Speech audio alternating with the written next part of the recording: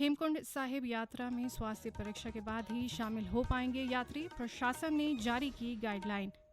लाल बहादुर शास्त्री राष्ट्रीय प्रशासनिक अकादमी मसूरी में आपदा जोखिम न्यूनीकरण विषय पर 2 दिवसीय कार्यशाला, भारत सरकार के मंत्रालयों के संयुक्त सचिव ले रहे हैं हिस्सा। उत्तराखंड अधीनस्थ सेवा चयन आयोग की 21 मई को होने जा रही सचिवालय सुरक्षा दल की परीक्षा के दौरान जैमर और बायोमेट्रिक मशीनों का किया जाएगा इस्तेमाल। और रुद्रप्रयाग जिले में स्थित कार्तिकेय मंदिर में 108 बालमपुरी शंख पूजा और कलश स्थापना अनुष्ठान कल। सरकार के मंत्रालयों के संयुक्त सचिव हिस्सा ले रहे हैं, जिससे आपदा से पहले, आपदा के बाद राहत बचाव में तेजी लाने को लेकर योजना तय की जा रही है। भारत सरकार गृह मंत्रालय के अपर सचिव हितेश कुमार मकवाना ने बताया कि विभिन्न मंत्रालयों ने आपदा प्रबंधन को लेकर जो भी योजना बनाई है उनमें सुधार की आवश्यकता है, इसलिए ये कार्यशाला आयोजित की गई है। उन्होंने बताया कि योजना तैयार होने के बाद राष्ट्रीय आपदा प्रबंधन प्राधिकरण को स्वीकृति के लिए भेजा जाएगा और स्वीकृति मिलने के बाद इसे देश भर में लागू कर दिया जाएगा। प्रधानमंत्री नरेंद्र मोदी कल वीडियो कॉन्फ्रेंसिंग के माध्यम से रोजगार मेले में लगभग 71,000 व्यक्तियों को नियुक्ति पत्र वितरित करेंगे। इस अवसर पर प्रधानमंत्री कार्यक्रम को संबोधित भी करेंगे। देश भर से चुने गए इन चयनित अभ्यर्थियों को विभिन्न पदों पर नियुक्त किया जाएगा। गौरतलब है कि ये रोजगार मेला देश भर के 45 स्थानों पर होगा। केंद्र सरकार के विभागों के साथ साथ राज्य सरकारों और केंद्र शासित प्रदेशों में ये भर्तियां की जा रही हैं। इसी कड़ी में देहरादून घंटाघर स्थित मुख्य डाकघर में कल रोजगार मेला आयोजित किया जाएगा। रक्षा राज्य मंत्री अजय भट्ट मेले में शामिल रहेंगे। उत्तराखंड अधीनस्थ सेवा चयन आयोग ने प्रतियोगी परीक्षा को लेकर तैयारी पूरी कर ली है। 21 मई को होने जा रही सचिवालय सुरक्षा दल की परीक्षा के दौरान परीक्षा केंद्रों पर जैमर और बायोमेट्रिक मशीन लगाई जाएगी। आयोग ने केंद्र सरकार से इसकी अनुमति ले ली है। उत्तराखंड अधीनस्थ सेवा चयन आयोग के सचिव सुरेंद्र सिंह रावत ने बताया कि इस बार नई रणनीति के तहत राज्य के पर्वतीय जिलों में अधिक परीक्षा केंद्र बनाने का निर्णय लिया गया है। सचिवालय सुरक्षा दल की परीक्षा में 25,800 आवेदक शामिल होंगे। परीक्षा देहरादून, हल्द्वानी, श्रीनगर और अल्मोड़ा के परीक्षा केंद्रों पर होगी। इसके साथ ही पूर्व में जिन जिलों में नकल की शिकायतें आई हैं, इस बार वहां सेंटर नहीं बनाए गए हैं। चमोली व रुद्रप्रयाग जिले के 360 गांव के आराध्य क्रौंच पर्वत पर स्थित कार्तिकेय मंदिर में कल 108 बालमपुरी शंख पूजा और कलश स्थापना की जाएगी। इस अनुष्ठान में तमिलनाडु और दक्षिण भारतीय श्री मुरुगन स्वामी सुब्रमण्यम स्वामी के विभिन्न मंदिरों के महामंडलेश्वर, मठापति, महंत और 151 साधु संत शामिल होंगे। इस धार्मिक अनुष्ठान का लाइव प्रसारण किया जाएगा। कार्तिक स्वामी मंदिर उत्तर भारत का कार्तिक भगवान का इकलौता मंदिर है। कल मंदिर में सुबह 9 बजे से दोपहर बाद 2 बजे तक धार्मिक अनुष्ठान होंगे। कैबिनेट मंत्री सतपाल महाराज भी इस अनुष्ठान में शामिल होंगे। वहीं कार्तिक स्वामी मंदिर समिति के अध्यक्ष शत्रुघ्न सिंह नेगी ने बताया कि इस अनुष्ठान से मंदिर व क्षेत्र को राष्ट्रीय स्तर पर नई पहचान मिलेगी। उन्होंने बताया कि इस अनुष्ठान के बाद 5 जून से कार्तिक स्वामी मंदिर में 9 दिवसीय श्रीमद् भगवत पुराण कथा ज्ञान यज्ञ भी शुरू होगा। अंतर्राष्ट्रीय मिलेट वर्ष पर देहरादून में श्री अन्न महोत्सव आयोजित किया जा रहा है। महोत्सव के तीसरे दिन का शुभारंभ महाराष्ट्र के पूर्व राज्यपाल भगत सिंह कोश्यारी ने किया। इस अवसर पर उन्होंने प्रदेश के कृषि मंत्री से अपेक्षा की कि उत्तराखंड में भी मंडवे के बिस्कुट को अनिवार्य किया जाए। इस दौरान उन्होंने कोदा, झंगोरा, आत्मनिर्भर उत्तराखंड बनाएंगे का नारा भी दिया। वहीं पद्मश्री और पद्म भूषण से सम्मानित डॉक्टर अनिल जोशी ने कहा कि मिलेट और माइनर फसलों के लिए उत्तराखंड विश्व स्तर पर प्रख्यात है। उन्होंने राज्य सरकार को सुझाव दिया कि मोटे अनाज से बनने वाले बिस्किट सरकारी कार्यालयों और इससे बनने वाला प्रसाद मंदिरों में शुरू किया जाए ताकि लोगों की आर्थिकी में सुधार हो। इस मौके पर कृषि मंत्री गणेश जोशी ने कहा कि विशेषज्ञों की राय के अनुसार काम किया जाएगा। वे मंदिर समितियों से बात कर मोटे अनाज को प्रसाद में शामिल करने का आग्रह करेंगे ताकि मोटा अनाज उगाने वाले किसानों की आर्थिकी मजबूत हो।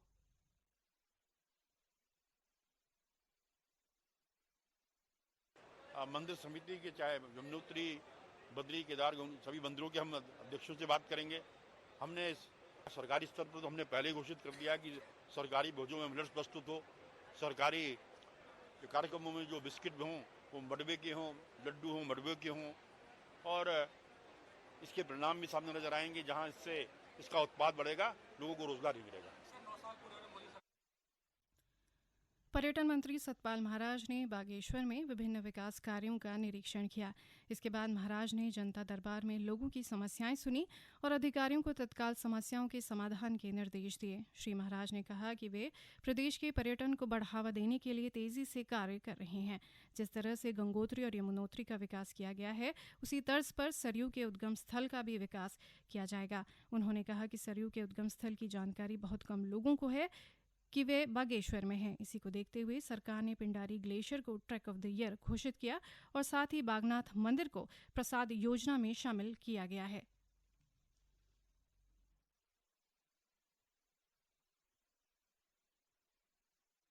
हमारे स्टेट के अंदर 3 धाराओं की 3 नदियों की पूजा होती है, यमुनोत्री, गंगोत्री और सरयू की पूजा होती है। लोगों को पता नहीं है कि सरयू का उद्गम स्थल हमारा बागेश्वर ही स्थल है, तो निश्चित रूप में उसका भी प्रचार प्रसार हम कर रहे हैं। और निश्चित रूप में बागनाथ जी का जो एक सर्किट गया है प्रसाद योजना के लिए, उसको हम चाहेंगे कि केंद्र से उसमें हमें अनुदान मिले, जिससे कि पूरा धाम बनकर के तैयार हो, ये हम चाहेंगे। वहीं सतपाल महाराज ने कहा कि प्रदेश के सभी राजमार्गों और राज्य मार्गों को गड्ढा मुक्त किया जाएगा। पौड़ी जिले के पौड़ी, कोटद्वार, श्रीनगर और लैंसडाउन न्यायालय में राष्ट्रीय लोक अदालत का आयोजन किया गया। लोक अदालतों में 308 वाद निस्तारित कर 1,30,68,000 रुपये की वसूली की गई। जिला विधिक सेवा प्राधिकरण के सचिव अकरम अली ने बताया कि राष्ट्रीय लोक अदालत में प्री लिटिगेशन के 31 वाद भी निस्तारित किए गए और 19,82,000 रुपये की वसूली की गई। चमोली जिले में स्थित सिखों के प्रसिद्ध धाम हेमकुंड साहिब के कपाट 20 मई को खुलने हैं। जिलाधिकारी चमोली हिमांशु खुराना और पुलिस अधीक्षक प्रमेंद्र डोभाल ने यात्रा व्यवस्थाओं का जायजा लिया और यात्री सुविधाएं समय पर सुचारू करने के अधिकारियों को निर्देश दिए।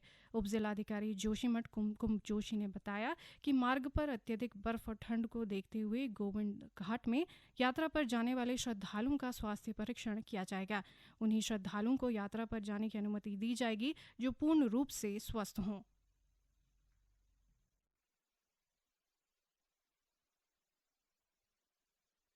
देखिए, हेमकुंड में एक तो रास्ते का जो बर्फ हटाने का कार्य था वो लगभग पूरा हो चुका है। बीच में बर्फबारी होने के कारण दोबारा बर्फ हटाई गई थी और जो बेंचेस हैं वो लग चुकी हैं। जगह जगह पर घोड़ा पड़ाव, घोड़ा शेल्टर का कार्य पूरा हो गया है और गर्म पानी की चरही लग रही थी, वो भी लगने का कार्य पूरा हो गया है। देखिए, शुरू में तो है दिक्कत आने वाले पहले हफ्ते में स्पेशली, क्योंकि रास्ते पे भी थोड़ी बर्फ अभी बची है, स्लिपरी है। तो हम लोग ऐसा करेंगे कि जो यात्री एकदम स्वस्थ होंगे, चलने के लिए बिल्कुल सक्षम होंगे, उन्हीं को रिक्वेस्ट करेंगे कि वही आगे जाए। पुलिस उपाधीक्षक प्रमोद शाह ने बताया कि हेमकुंड यात्रा मार्ग पर अत्यधिक बर्फ होने से यात्री सुरक्षा के भी इंतजाम किए गए हैं। मार्ग पर पुलिस के साथ ही एसडीआरएफ की भी तैनाती की गई है। कृषि मंत्री गणेश जोशी ने बताया कि प्रधानमंत्री नरेंद्र मोदी के नेतृत्व में केंद्र सरकार के 9 साल का कार्यकाल पूरा होने पर भाजपा राष्ट्रीय नेतृत्व ने आगामी 30 मई से पूरे देश में महाजन संपर्क अभियान चलाने का निर्णय लिया है। इसी कड़ी में 30 मई से 30 जून तक उत्तराखंड में महाजन संपर्क अभियान चलाया जाएगा। इस अभियान के तहत जून में पीएम मोदी की उत्तराखंड में एक बड़ी रैली होगी। इसके अलावा महाअभियान के दौरान प्रधानमंत्री पूरे देश में 51 रैलियां करेंगे। अंत में मुख्य समाचार एक बार फिर। हेमकुंड साहिब यात्रा में स्वास्थ्य परीक्षा के बाद ही शामिल हो पाएंगे यात्री, प्रशासन ने जारी की गाइडलाइन। लाल बहादुर शास्त्री राष्ट्रीय प्रशासनिक अकादमी मसूरी में आपदा जोखिम न्यूनीकरण विषय पर 2 दिवसीय कार्यशाला, भारत सरकार के मंत्रालयों के संयुक्त सचिव ले रहे हैं हिस्सा। उत्तराखंड अधीनस्थ सेवा चयन आयोग की 21 मई को होने जा रही सचिवालय सुरक्षा दल की परीक्षा के दौरान जैमर और बायोमेट्रिक मशीनों का किया जाएगा इस्तेमाल। और रुद्रप्रयाग जिले में स्थित कार्तिकेय मंदिर में 108 बालमपुरी शंख पूजा और कलश स्थापना अनुष्ठान कल। इसके साथ ही प्रादेशिक समाचार का ये बुलेटिन समाप्त हुआ। नमस्कार।